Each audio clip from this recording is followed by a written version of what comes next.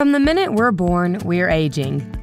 Constant exposure to our environment, the things we eat, and stresses from both inside and outside our bodies all cause us to age over time. Aging is highly complex, but scientists are starting to understand what happens at the cellular and molecular levels.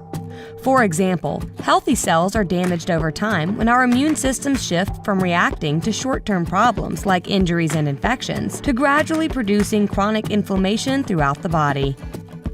Time also gradually shortens the telomeres that act as protective caps for our DNA-containing chromosomes.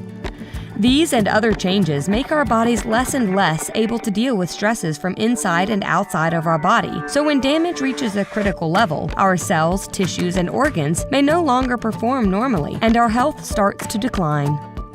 The changes associated with aging start to happen on some level at day 1. We begin to experience their effects early in life.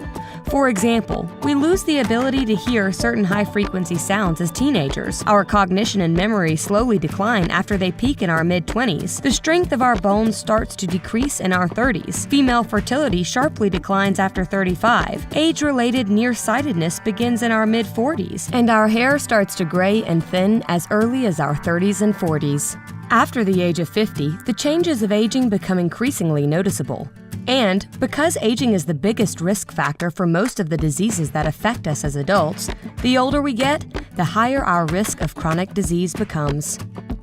While scientists have not yet found a way to stop these processes of aging, they are learning more and more about how to maintain health throughout our lives. Some aspects of aging are out of our control, like our genetics and our family history, but we can educate ourselves about moderate risk factors and do our best to reduce them through healthy lifestyle and diet choices.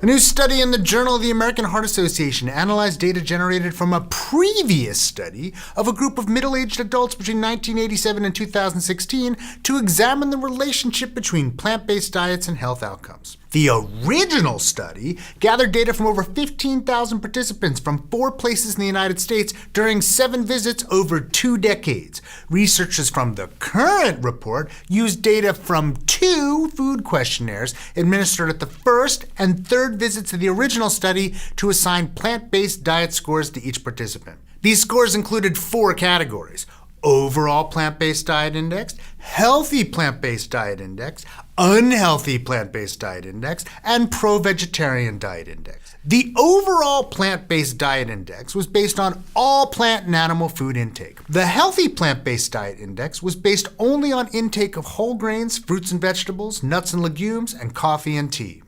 The unhealthy plant-based diet index was based only on intake of food items like fruit juices, sweets and desserts, sugar and artificially sweetened beverages, potatoes and refined grains, and meat. The pro-vegetarian diet index was based on specific foods from each category. Plant-based foods included grains, fruits and vegetables, nuts, legumes, and potatoes, while animal-based food included animal fat, dairy, eggs, fish or seafood, and meat.